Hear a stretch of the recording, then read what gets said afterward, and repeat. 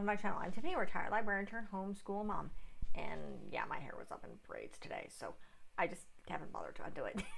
So the hair is in braids, and that's just the way it is. So we're going to be looking at this book. So this is The Life of a Coat. The story is by, I'm going to mispronounce this name, Kadya Molodowsky, and it was illustrated by Batia Kolton. Again, I'm mispronouncing. So the author of this book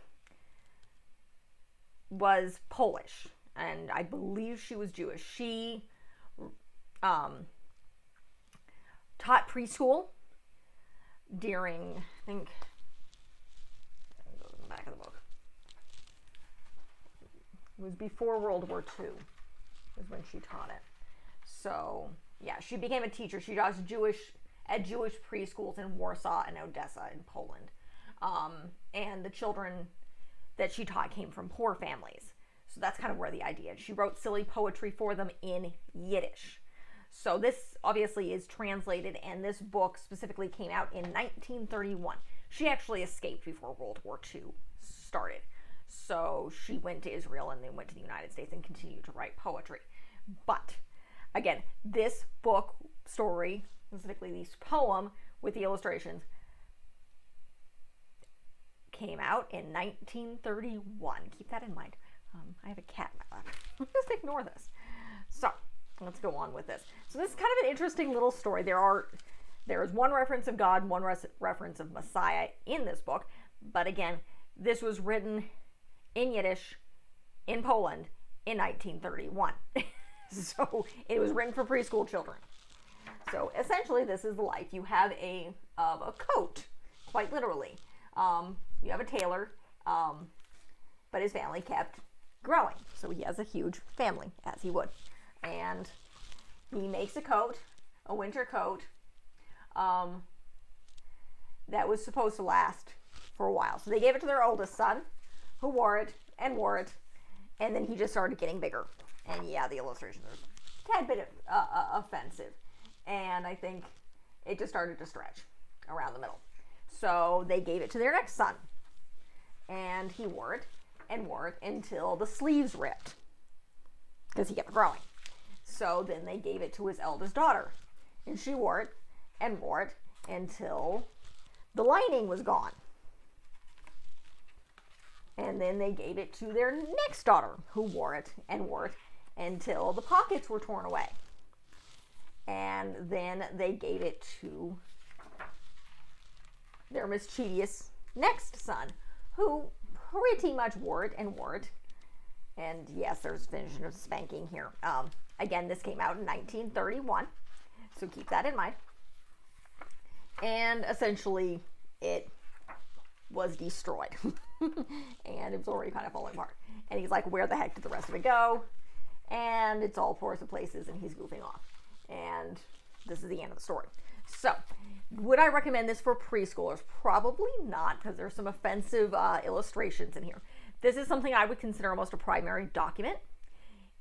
It was written, again, this is poetry written for children. Obviously, it's been translated from Yiddish into English by a woman who wrote for preschool children in the 1930s. Sadly, if you can put the pieces together just a little bit, this came out in 1931. She was teaching in Yiddish preschools. Yeah, most of these kids most of the kids that she taught in her lifetime, unless they escaped, they did not survive. They were murdered by the Nazi regime. So sadly, but of course, again, she continued to write. So she wrote for the children. A lot of the children she was writing for were very, very poor, and they did not have coats. So this was supposed to be very, very funny. But again, the illustrations are slightly offensive. So it is a funny little story if you take into account when it was written and whom the audience was. Poor Yiddish children living in Poland in the 1930s. So I don't know if I would read this to preschoolers. You might read it to elementary school kids if you're talking about this type of poetry, if you're talking about this time period. It would definitely be something to look at when you're, oddly enough, when you're talking to middle and high school students, because again, you're looking at poetry from different time periods.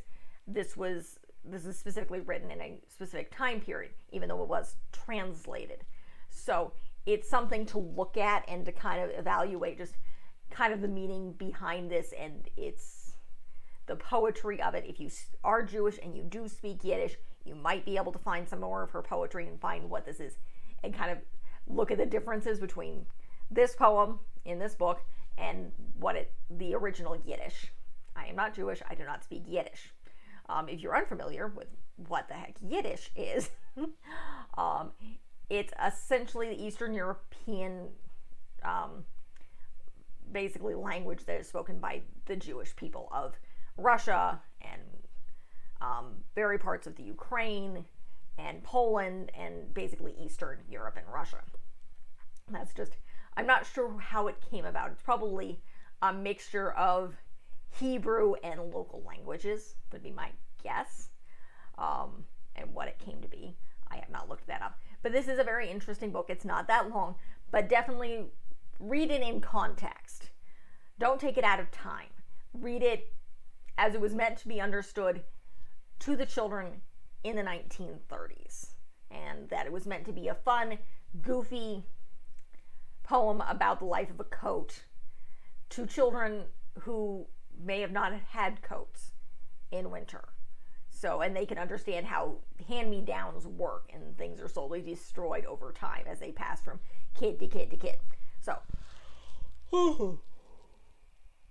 sorry about that. It's almost 8 o'clock at night, and I have a 3-year-old who's constantly asking why. And I completely cleaned out my kitchen cupboard today, which was a long time coming. So I am tired, as I seem to be frequently. So this is, if you like what you see, be sure to like and subscribe. This is a very interesting book. I did not realize how off it was. I'm covering Polish American History Month, trying to find Polish books, which is not particularly easy. So I ended up with this. Sometimes I don't know what I'm getting when I check stuff out, when I put something on hold at my library. It's like, okay, this is what I got.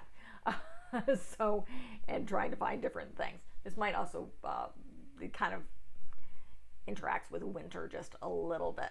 So, but it's very interesting. Please ignore the cat. I will let her out in just a minute. Kendra, if you like what you see, be sure to like and subscribe. Again, I'm covering Polish American History Month. I do cover Black African American History Month usually in February. That's when those come out. I'm filming in February. So my 2022 Black History Month is coming out. This year I've covered unicorns, LGBTQ, music, covering some more coming up. I'm covering like some old film mysteries and just some other cozy books, trying to figure out what to cover for Christmas for someone who is not religious. Well, I'm technically a neo-pagan, but I don't do a lot of that stuff on this channel because you don't really find a lot of neo-pagan children's books either. But along with a wide variety of stuff, I'm also covering book series. So I covered the Princess Diaries. I covered at least 2 series by Tamora Pierce. I covered the Guardians of Ga'Hoole, going back to Meg Cabot for a tween series, and going back to Catherine Lasky for some more of her interconnected stories with the Guardians of Ga'Hoole, the wolves and the polar bears. Coming up next year, just because I'm playing with it right now, at least book series wise, I'm planning on doing the Animorphs graphic novels, because I can't get a hold of the paperback books. I would have loved to do that, but I cannot find them. My library does not have them, and there's like 20 of them, and I don't know how that would work. It's a lot for me to review. The Guardians of Ga'Hoole, all encompassed it was like 17. So, and that's including short stories and the guide to Ga'Hoole. So I think there might have been more than one thing of short stories.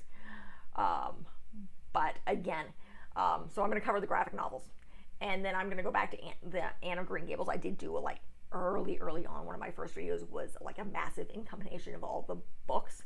I'm going to cover each book one at a time and pair that with the Avonlea TV series from back in the 90s, which was something near and dear to my heart. I have those on DVD. I'm making sure I'm gathering up all 7 series, so I'm going to I'll do those. And then I think I'm actually going to, book-wise, at least series-wise, I may look at the Boxcar Children if I can get a hold of them. So that is upcoming in the series. What else is going to be going on? Not a clue. It's February of 2023. I have some book series idea. I'm not planning 2024 quite yet, except for beyond that. So if you like what you see, be sure to like and subscribe. I'm very consistent. My books come out Mondays. My film or media stuff comes out Fridays. And if I have anything else to add, travel videos, other weird reviews, please, again, ignoring the Northern Cat, it will come out on Wednesdays. Those will be thrown in randomly. So they just randomly pop up. They're not as planned. So like and subscribe again, and thank you.